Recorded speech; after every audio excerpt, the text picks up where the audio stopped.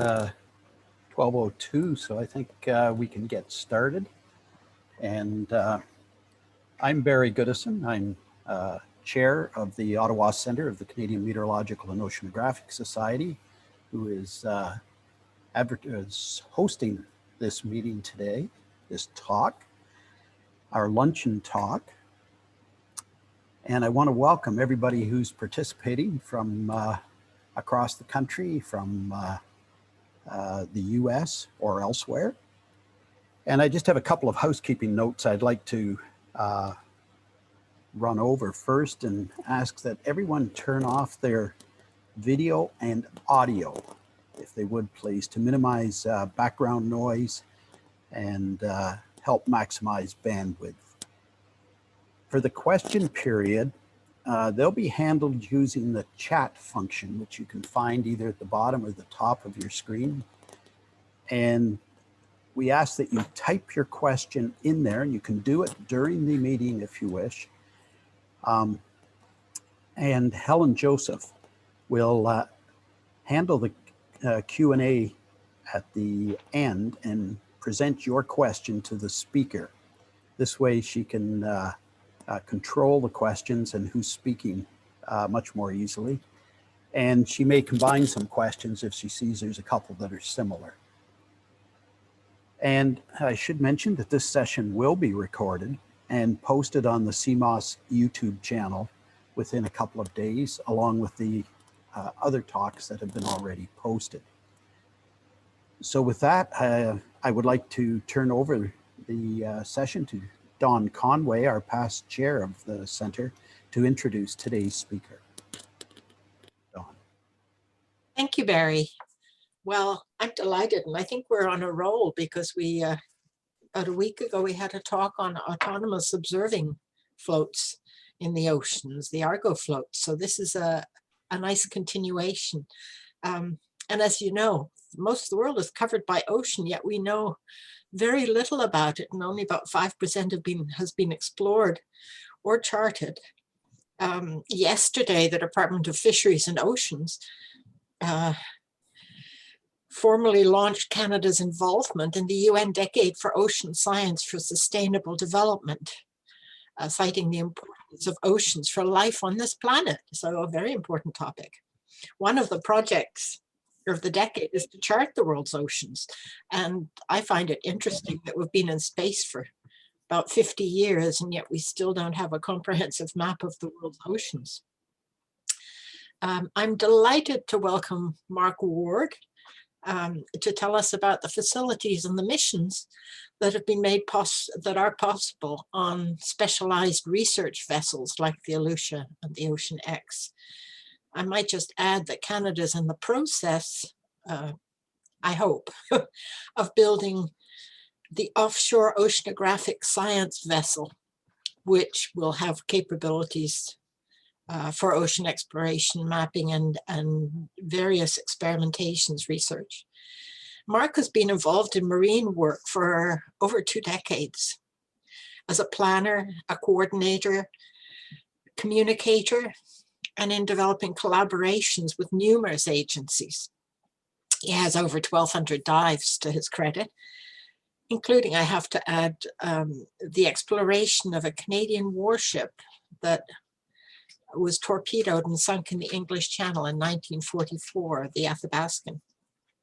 For the last 9 years, Mark has worked for an ocean philanthropist and investor, Ray Dalio, planning and coordinating work on Dalio's research vessel, the Alucia, which is a luxurious yacht that is outfitted with some extraordinary and state-of-the-art equipment for marine research. Mark, we look forward to hearing about Alucia and the new ship Hmcs and some of the adventures and challenges and achievements it has fostered. So I'll turn it over to you, Mark. Thank you for being with us. Thank you, Don. Thanks very much for the invitation. Glad to be here today to tell you a little bit about the Alucia. And I'd also like to wish Don a happy birthday today. So happy birthday. And before I get into the main subject of today's talk, I'd like to give you just a little background on myself and share a few undersea adventures along the way. I live in the Washington, D.C. area now, but I'm a proud Canadian. Was born in the early 60s in Toronto, where my father was a journalist for the Toronto Telegram. And growing up in a newsman's house, news was always front and center. And especially at that time of life, stories of space and ocean exploration provided lots of inspiration to would-be explorers. And I'm sure that there are several people here today that can relate to that. For myself, I got especially hooked on the idea of ocean exploration because of Jacques Cousteau. And despite learning to dive in the cold quarries and lakes around Ottawa, I developed a real passion for scuba diving, which led to many career opportunities in and around the ocean. I want to be clear that I'm not a scientist. My vocation is as a passionate advocate for ocean exploration and developer of partnerships and projects to help scientists and others accomplish a variety of missions at sea. And as I lay out some of the background, you'll see how I got to this point with Alucia. But you know, I have tremendous respect for scientists, and I don't want to pretend that I am an oceanographer. I'm more the person who does all the planning and the logistics and puts it together. In any event, after leaving school in Ottawa, I began writing about sea and space subjects for a variety of magazines. And while reporting in Florida on the Space Shuttle Discovery's return to flight in 1988, I learned about an undersea hotel in Key Largo and got my editor's nod to explore it further. My visit to the Jules Undersea Lodge in Key Largo, Florida, was just awe-inspiring. It connected me with some of those early thoughts in the 60s of what it would be like to explore a new world.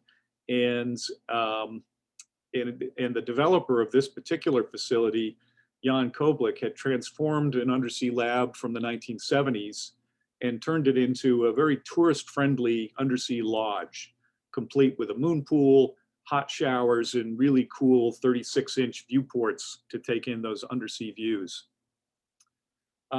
Working with Jan, I developed several collaborations with NASA, where they used the undersea lab to study astronaut behavior. And I also met Jan's good friend, Scott Carpenter, who had decided to work with Jan in creating a program called the Man in the Sea program, modeled after the 1960s Navy undersea living experiments. But this time it was going to be open to the public. So people would get a chance to live on the ocean floor, work with commercial diving gear, pilot a one-man submersible, and really live the life of an ocean pioneer. So it was a kind of a pivotal point for me. I ended up moving down to Key Largo and started working more diligently in that space where there was a lot of interest from NASA and from NOAA to invest in undersea living technology. One of the projects that I was involved in was the creation of a demonstration lab called the Scott Carpenter Space Analog Station. And it was named after Scott, who was the first man to live in both sea and space, the Mercury program, and then the Navy's Sea Lab program. And we built and occupied an undersea laboratory to showcase the life support systems that would be employed to support missions on the Moon and Mars. And then in the year 2000, I was contracted by NOAA to help them develop a program around the Aquarius Undersea Laboratory. This is a lab that's 3.5 miles off the coast of Key Largo and in 60 feet of water. And aquanauts stay out there for 10-day missions typically and have a chance to study much deeper than they normally would diving from the surface. Several of the projects that we worked on were creating partnerships with the Navy's Experimental Dive Unit and with various aquariums and science centers and with NASA. And the work led to the very first astronaut training mission in Aquarius in 2001, which led to the establishment of a program called NEMO, or the NASA's Extreme Environment Mission Operations. And happy to report, more than 20 years since that began, Aquarius is still being used to train astronauts before they go to the space station. It's somewhat of a rite of passage for them. And in 2003, I was fortunate enough to participate in a mission in the Aquarius and worked with a couple of Navy divers and several schools around the country and science centers to explain to them what living in the sea was like and all the potential that that affords. And I'd like to describe the training experience for Aquarius, just to give you the flavor of it. Because you're living on the seafloor and you can't surface in an emergency, you really have to take care of any situation on the seafloor. So the trainers would take you, after going through all of the safety procedures, they would take you 100 meters away from this laboratory and remove your mask and all of your gear, turn off your air, and then spin you around.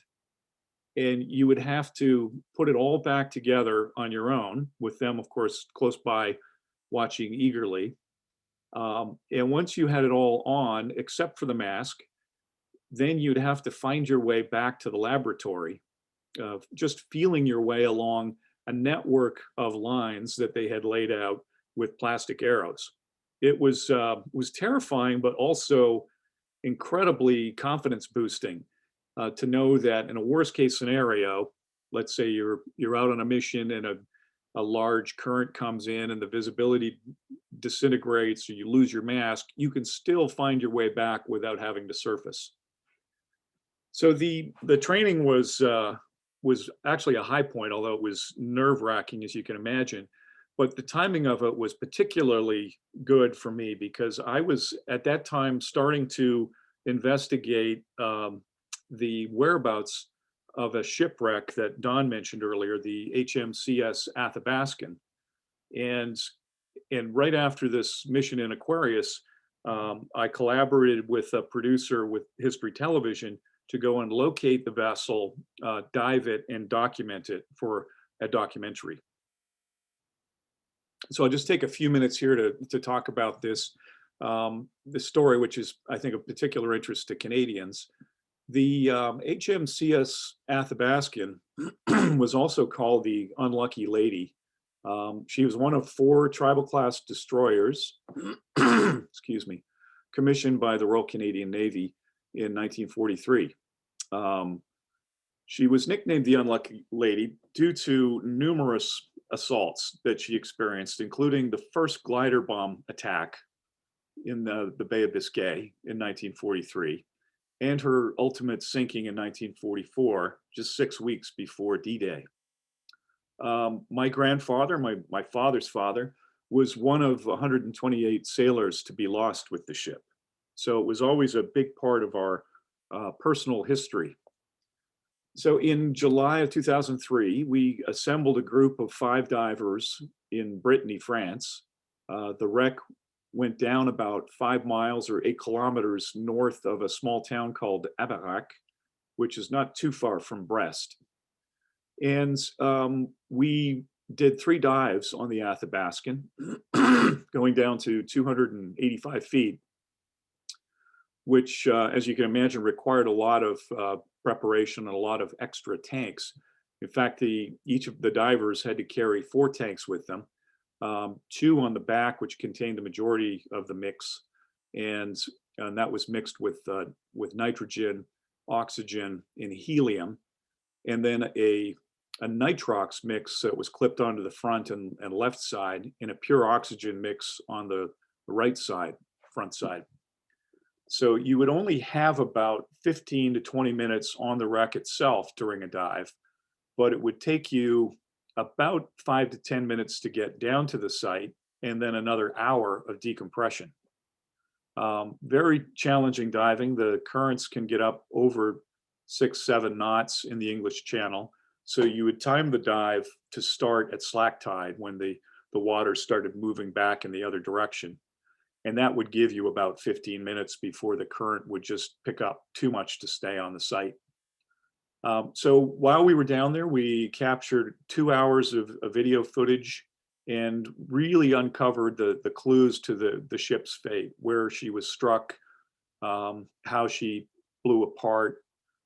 Interestingly, the back third of the ship was really blown apart, and we never found the aft section despite the 3 dives that we were on.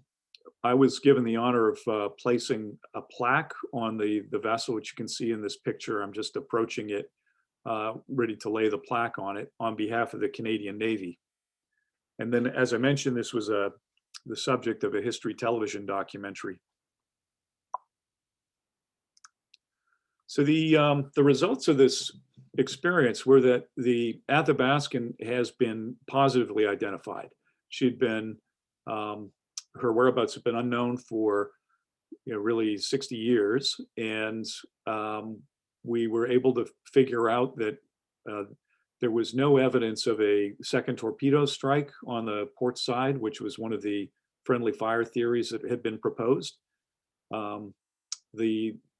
The divers on this mission recovered a couple of plates and a cup, which are now in the possession of the Royal Canadian Navy, that substantiated the fact that this was a Royal Canadian Navy ship.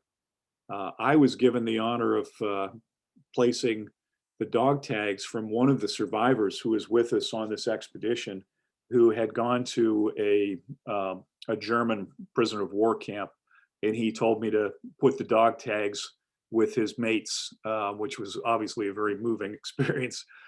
And it was great to have my dad there too, and to share this journey. We went back in 2005 with a much smaller team and a multi-beam sonar system, and were able to, again, locate and characterize the site, although we were not able to find the aft section, and that remains a tantalizing mission to be had perhaps one day in the future.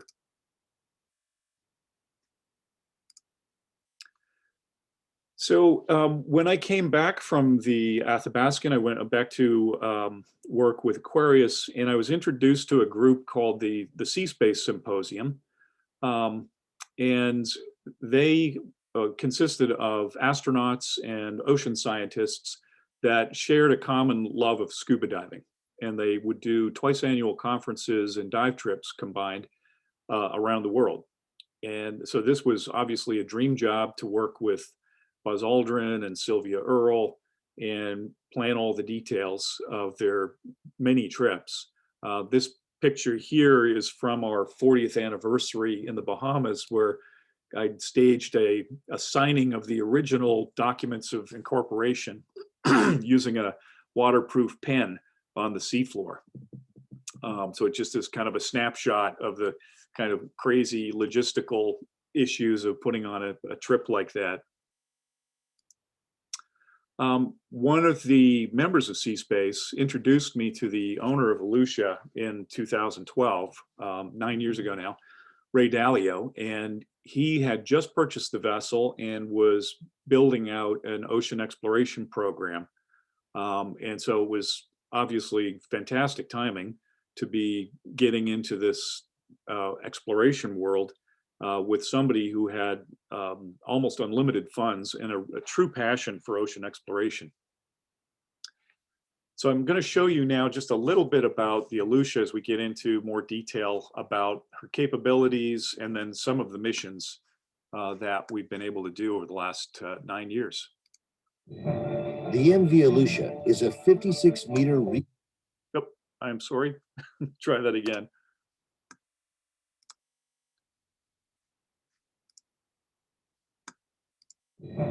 The MV Alucia is a 56-meter research and exploration vessel on a mission to illuminate natural wonders and further our scientific understanding. Alucia's first mission was the deployment of autonomous underwater vehicles to locate the downed Air France plane off the coast of Brazil. With her 2 deep ocean submersibles and state-of-the-art oceanographic equipment, she served as the floating headquarters for groundbreaking science and filmmaking around the globe. She provided a mobile deep diving platform for capturing the first ever footage of a living giant squid for the NHK Japan and Discovery USA networks. Deciphered 400 years of climate change through coral drilling with Woods Hole Oceanographic Institution, and discovered biofluorescence in over 150 species in the Solomon Islands with the American Museum of Natural History. Research from that mission is still providing new insight into the fundamental workings of the human brain. To explore every scientific frontier, the Alucia maintains an agile fleet of sea and air vehicles, including 2 inflatable Zodiacs, a 21-foot hard bottom and soft bottom Mark V, a diesel jet drive dive boat. From the Alucia's 25-ton rated A-frame crane are 2 1,000-meter rated submersibles equipped with versatile manipulator arms, Nadir and Deep Rover. MV Alucia is equipped with a state-of-the-art nitrox gas membrane production system with dual redundancy and bank storage, as well as an oxygen generator providing full support for recreational, technical, and rebreather divers. Alucia is also fitted with a commercial specification dual lock decompression chamber, allowing treatment of up to 3 divers in emergency situations. Her research and exploration capabilities include a wet lab with salt and freshwater aquariums, and a dry lab with ventilation hood and negative 80-degree science freezer. Mission Control is the ship's hub for advanced oceanographic imaging with multi-beam sonar and HD monitors, surface-to-sub communications, and ROV command. For documenting our missions and discoveries, Alucia is equipped with 3 video editing systems, high-capacity RAID storage, and a full suite of topside and underwater 4K cameras. With multiple HD 3D monitors and a fiber optic backbone, images can be recorded and streamed live throughout the entire vessel and even broadcast around the world. The Alucia is truly a multidisciplined tour de force, combining the best in oceanographic research and media production.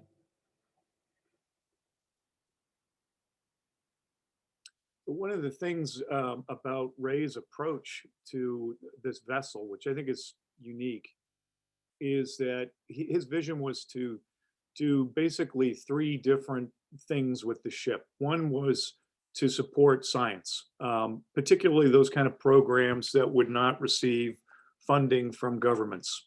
And he established a partnership with the Woods Hole Oceanographic Institution to do that. And it was a great trade. Woods Hole would provide all of the ship support, maintenance, operations, technical and scientific consulting, and Ray would pay them handsomely for their support. They would also get access to the vessel to do science missions, and that extended their ability to work around the world. The other thing he did was felt it was important for the media to be able to use this platform and tell really compelling stories about ocean exploration. And so, as you can see from the video, there are certainly a lot of great features from a media standpoint. And we were able to establish a lot of partnerships with people like the BBC, working on Blue Planet 2, with David Attenborough, working on a Great Barrier Reef project and in the Galapagos. And with Discovery Channel, you saw that clip about the giant squid that we discovered in 2012. And then the third thing that Ray wanted to be able to use the vessel for, since he had paid for it, was for him to enjoy the ship and to be able to share incredible experiences with his family and with his other billionaire friends, influential people. And his idea was that if more people on all levels had greater access to the ocean, then potentially we'd start moving in a better direction, and the oceans, which have often been underlooked for funding, would potentially start to get more public interest and more public funding. So a very creative approach to things, as you might imagine a man like Ray Dalio would have.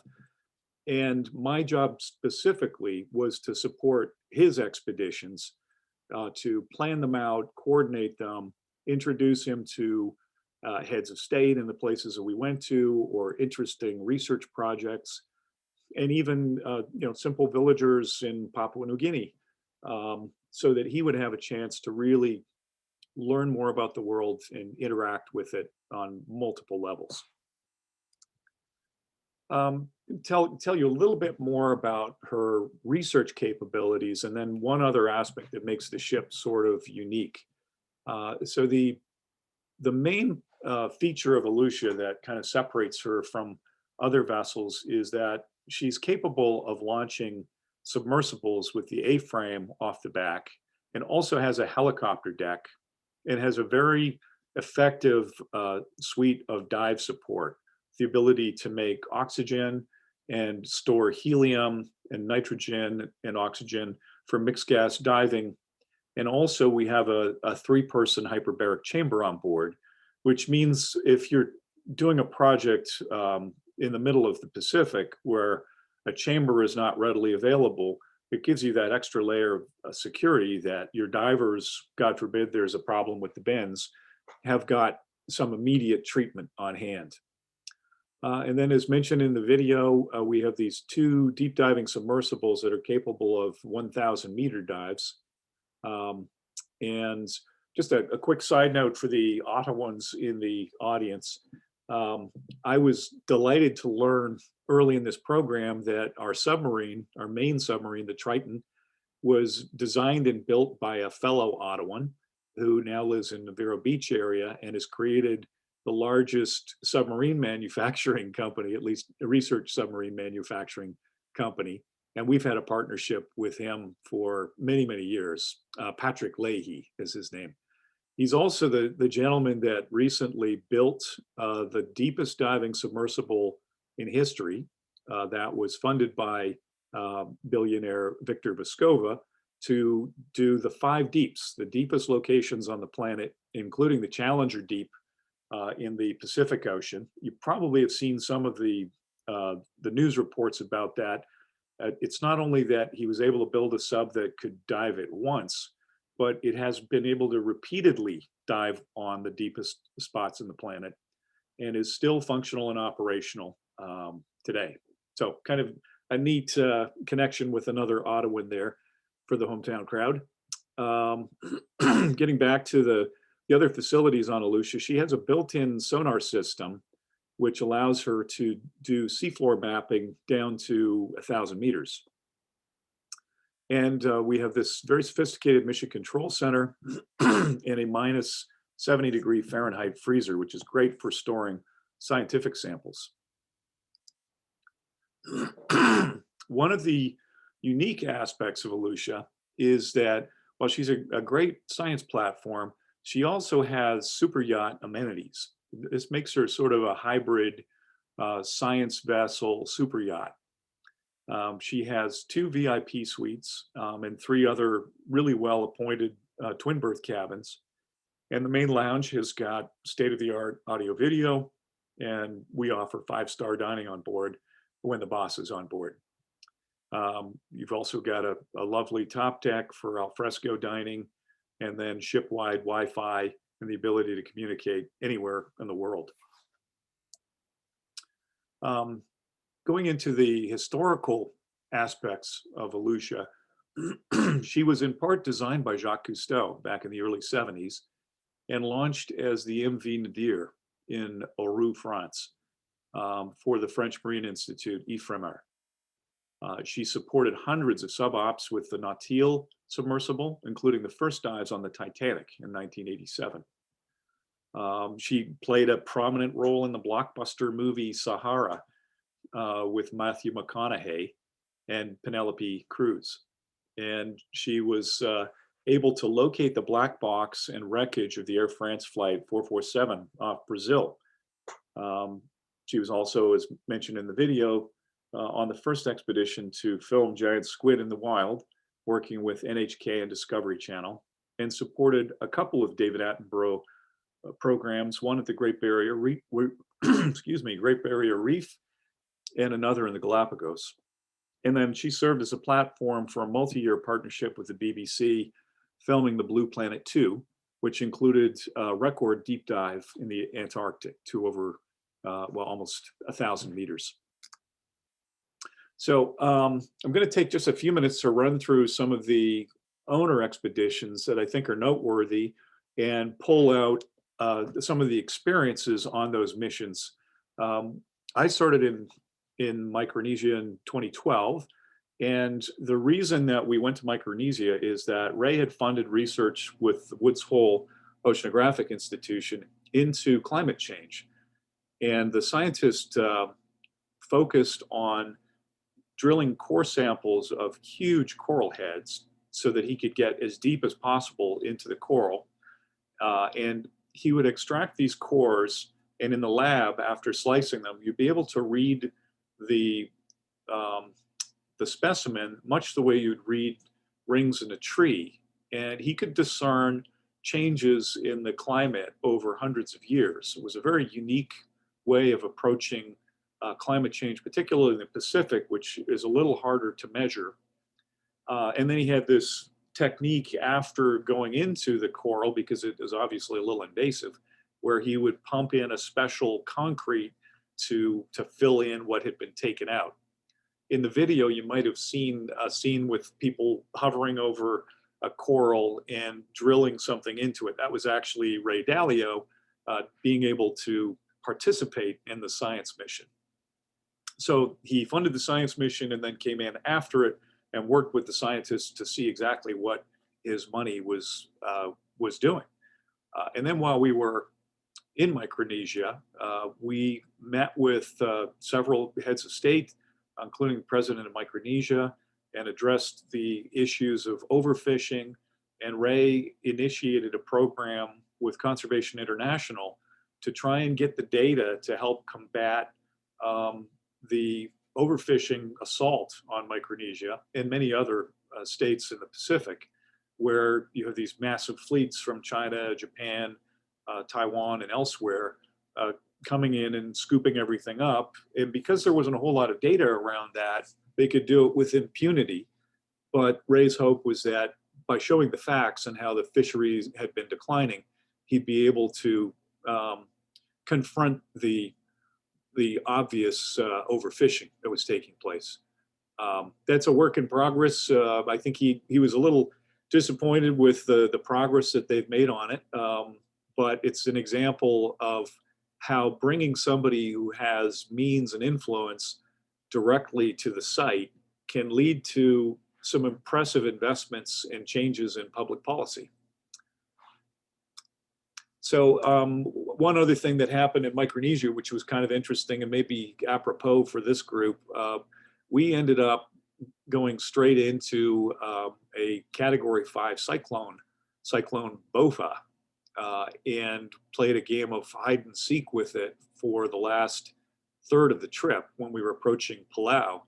And it looked so dire that we started working with the government of Palau to order body bags and generators and chainsaws because they thought the country was going to be obliterated.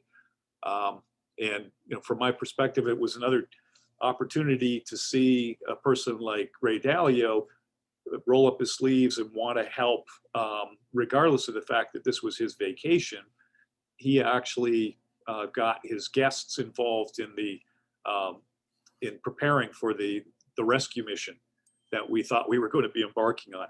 As it turns out, the storm, some of you may be familiar with this, it approached Palau dead on as a Category 5, then dipped to the south and almost missed the country, then came back north and slammed into the Philippines, killing thousands of people and causing billions of dollars of damage.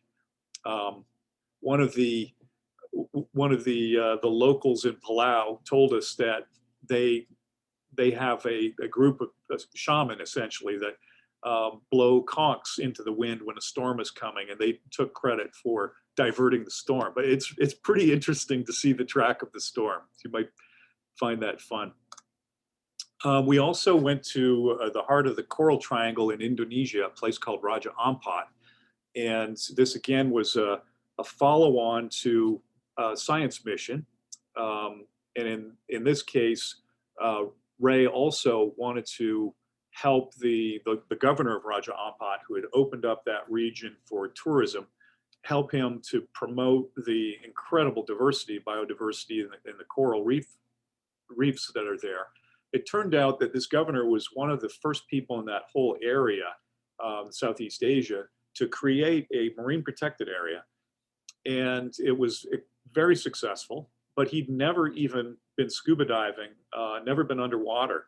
So we were able to arrange a sub dive for him. And before his dive, he asked if he could invite some of his family members. And of course, we agreed. And he arrived with about 20 people, which we had to accommodate on the ship. While he was in the sub exploring this incredible coral reef scenario, I remember being on the bridge with the captain and getting an SOS call from the sub. And the call was that the governor was having a heart attack. And we had to clear the decks and get him back on board as quickly as possible. And of course, we were all freaking out. We thought that we were going to be responsible for the death of the man who'd popularized the coral reefs in Raja Ampat. Fortunately, it was a panic attack because he had, I think, been so overwhelmed by the experience, he didn't really quite know what was going on. But in any event, just another example of the kinds of adventures that happen when you're already adventuring. Just a couple of quick shots from some of those initial expeditions. You can see David Attenborough in the bottom left. That's Ray Dalio beside him. The picture of me in the sub is off the island of New Ireland in Papua New Guinea. And the next chapter in our expeditions in 2015 and 16, we were in Galapagos and Cocos in Mexico, and did some, I think, very interesting work off Cocos Island, where we were able to set up a drone program launched from Alucia that would surveil the area looking for illegal fishermen. One of the challenges of poorly funded countries is policing their areas. They can say this is marine protected area, but if they can't enforce it, then they're really stuck. So we were able to demonstrate to the government that you could send a drone out, and these were sophisticated, like 24-hour-a-day drones, with special cameras that could capture evidence of illegal fishing and show exactly where that was taking place. We also did some work with Leonardo DiCaprio on the Bahamas on his documentary film, After the Flood. A couple more pictures. And then we had an expedition, several expeditions in the Antarctic, which involved the BBC and some science programs and a personal trip for the owner. More recently, we've been in the Atlantic with trips to Cuba, Cayman Islands, Belize, and several visits to the Bahamas. And quite recently, I think that the last time Ray was on board was a 60 Minutes program featuring Ray Dalio and talking about his vision for exploration. These are some pictures from that Bahamas trip. And one of the other things that I get to do on these trips for Ray is demonstrate new technology. And for this one, we worked with the Cape Eleuthera Island School and with a group of scientists from the University of Massachusetts at Amherst. And they had a system where they put together GoPros, 18 of them, and they would surround a shark. And in this case, we picked a Caribbean reef shark, and be able to get such high resolution that they could create a 3D model of the shark. And I'd like to just show you what that looks like in video form.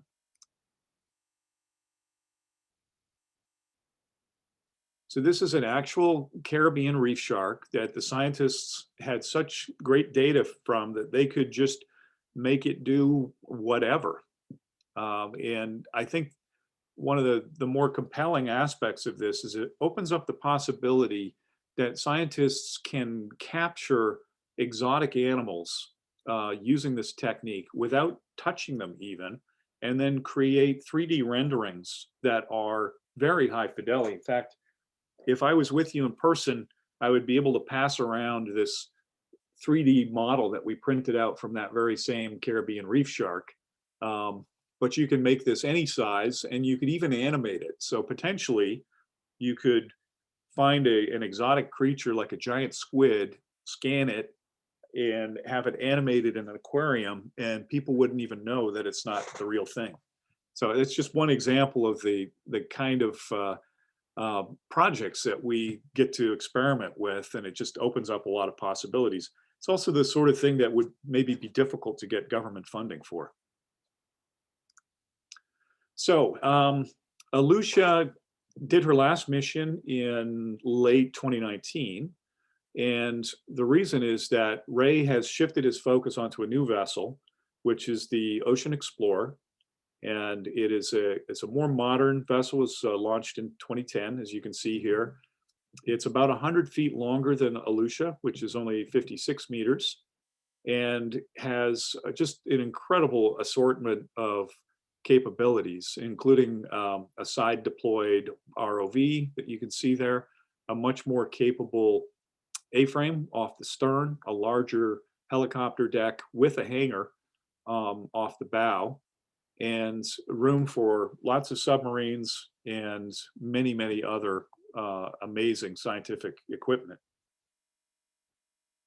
We did our first mission in November in the Red Sea and ran her through her paces. Right now, the ship just arrived in the Dominican Republic, where I'm heading to on Tuesday.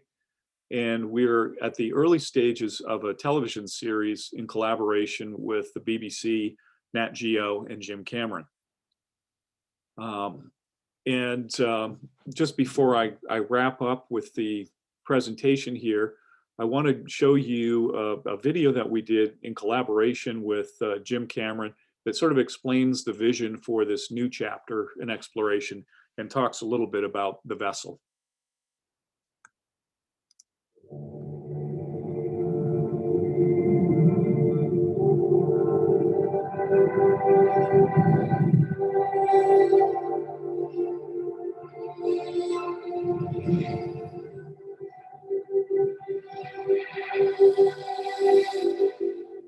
We're on a new frontier of ocean exploration that will bring out the explorer in all of us.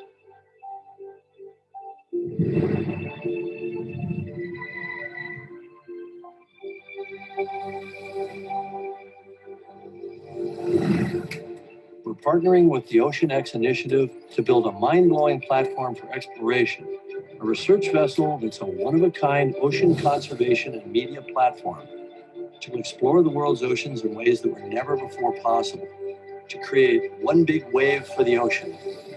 Together, we can use this unique platform to tell the stories that will inspire generations to come.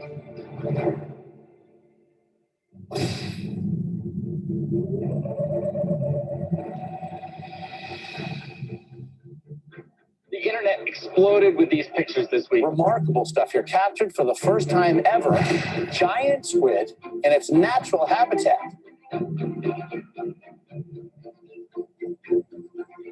On the surface, the oceans always look beautiful. But it's all the hidden stuff underneath.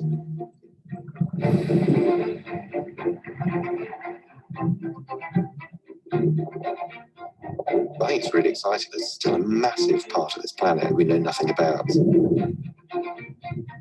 This is more than just exploration. The organisms that are on the slides could contain a cure for cancer.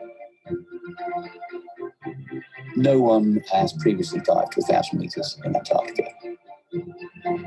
Every expedition is taking us towards more about our world. Control, deep rover. My depth 1,000 meters. On bottom, over. Today, we have ways of looking at the reef which we never had before and give us a completely new vision of one of the greatest treasures of the natural world. Wow. Don't you start that. Oh dear.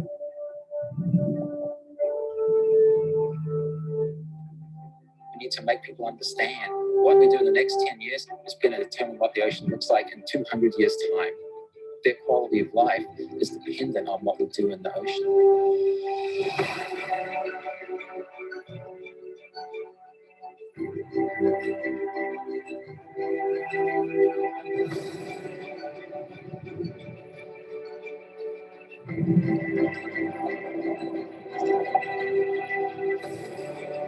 Audiences glued to Blue Planet 2 have been starkly reminded of the problems of plastics pollution.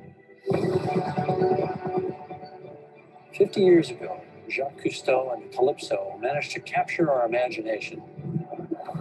Somehow we lost that moment. And I do think we have to recapture it.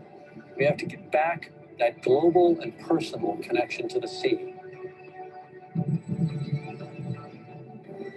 The greatest era of exploration is still ahead of us. We can see what we could not understand before. Exploring the ocean can help provide a piece to the big puzzle.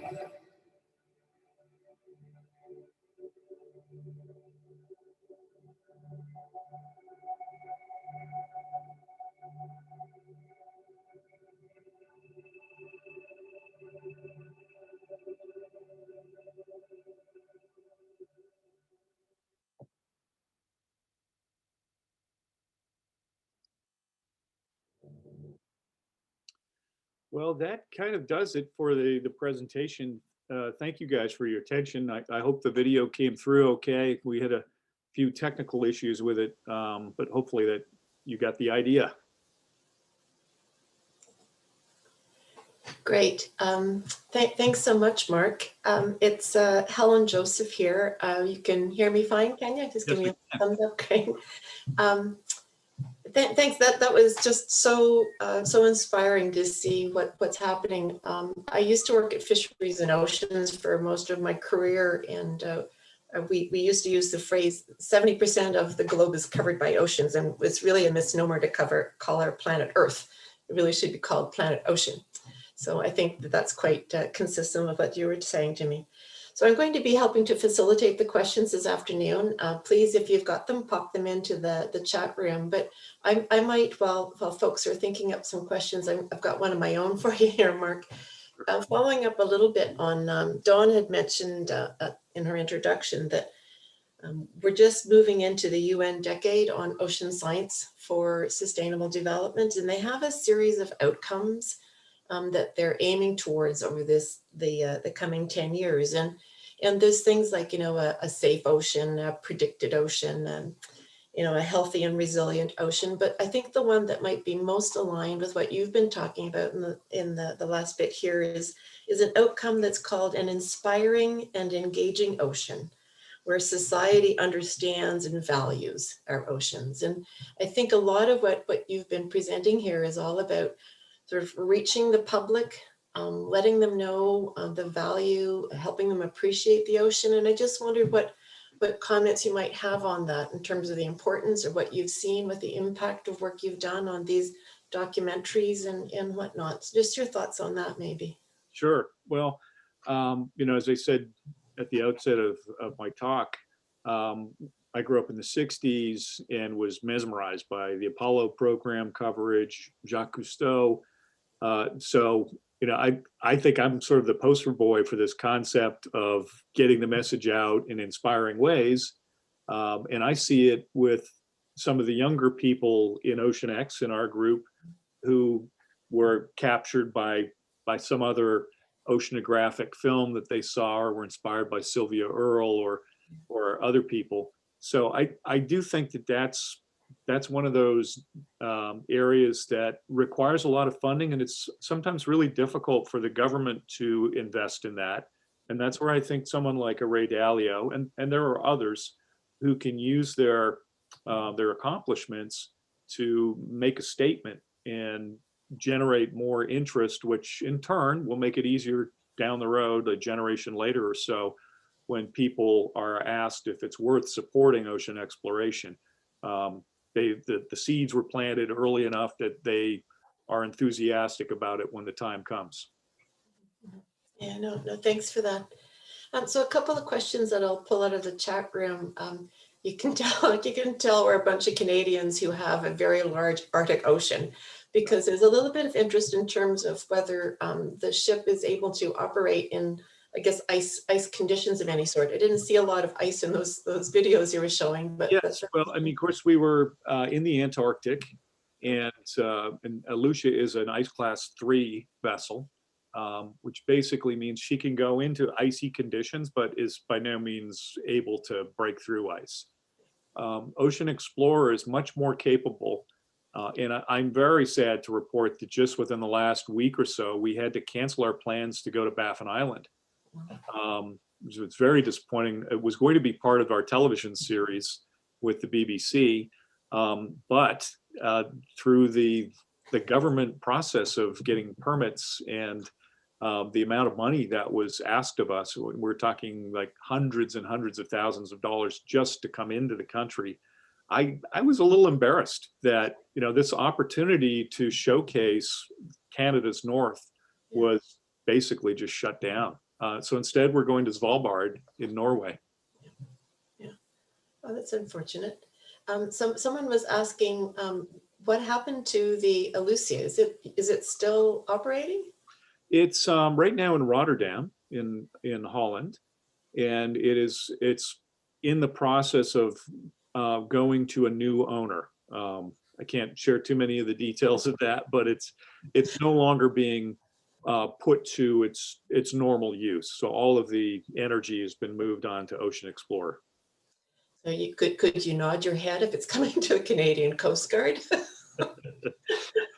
Which is probably likely.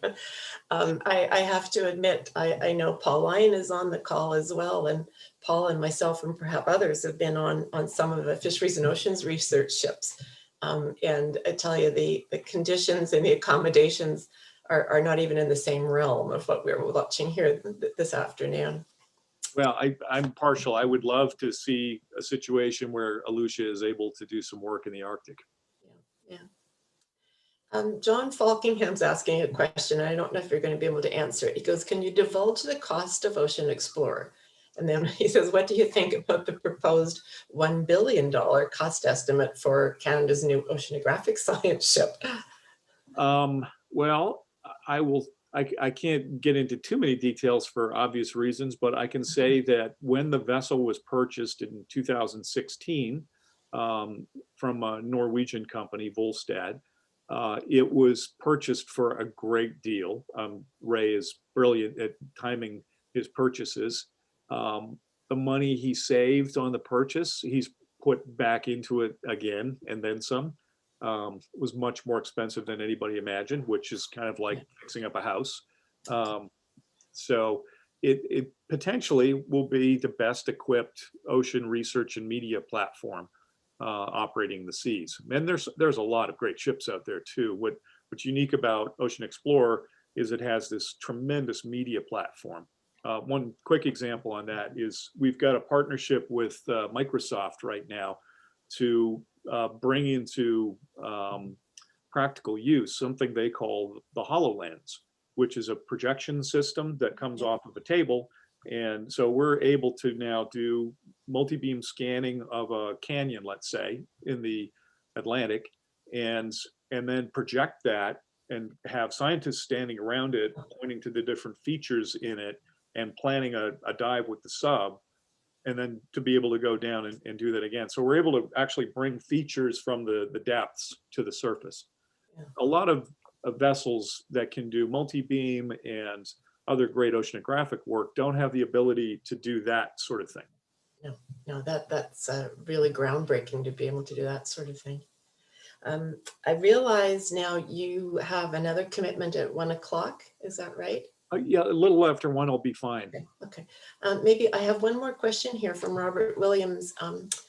He's asking about the impact of human activities in the deep ocean environment. And maybe there's things that you've seen when you've been doing some of these deep dives in the deeper part of the ocean. And can you see or reporting on any impacts of human activities in those more remote regions of the oceans? Yes, anecdotally, I've seen, plastic bags and trash, of course. Probably the most disturbing was in the Galapagos, which is sort of an area where the plastic Pacific gyre tends to send a lot of trash out, and it ends up in the Galapagos, this pristine area you would imagine. But it just kind of underscores that one piece of trash thrown halfway around the world can find its way to you in a heartbeat. So, we have a real problem stopping it at the source. It's not just about cleaning up what's already in the Pacific. But I'd also note that I saw an article recently showing that there were whole new colonies of creatures growing on plastic trash in the deep seafloor where there hadn't been communities before. You see them around whale falls and geological features, but this was sort of a first where they saw whole colonies that had built up around huge piles of trash. So, I mean, maybe you could say that life is very innovative. It will find a way to work with whatever it has. I'm not saying that excuses pollution, but I think there's a lot of research to be done. And I would note that Woods Hole is embarking on a multi-year program to study the impact of plastic trash. So I think there's going to be more coming out about that. Yeah, that's interesting. That's interesting. Okay, well, maybe in closing, there's this one comment that makes me smile. The comment is, "What's not to love about your job?" I think as we sit here, as someone mentioned earlier on, as we're sitting here in the Ottawa area in our winter moving into spring, but the wind chill this morning, I think, was -15 or something, and there's snow on the ground. So it was just what I think the doctor ordered for us today, to get a little bit of sunshine and Caribbean look of things there. So thank you again very much on behalf of the CMOS Ottawa chapter. Thank you for joining us. It was a lovely presentation, very informing and very inspiring in terms of what our oceans can mean to us. So on behalf of everyone, we can do our little clap, I think. Thank you. It's great being with you guys, and hopefully in person someday. Absolutely. If you're in Ottawa, you're welcome. And maybe my final comment would just be to make an announcement about our next speaker that will be coming. I think it's scheduled for Thursday, March the 18th. It's Ronnie Drever. He'll be our guest. He's a senior conservation scientist with Nature United, and he'll be speaking on natural climate solutions for Canada. So that's March the 18th. Please just follow along on the CMOS Ottawa Centre website, and you can get details there. But again, thank you, Mark, very much for joining us today. Thank you, everybody. Okay. Bye. Okay, bye now.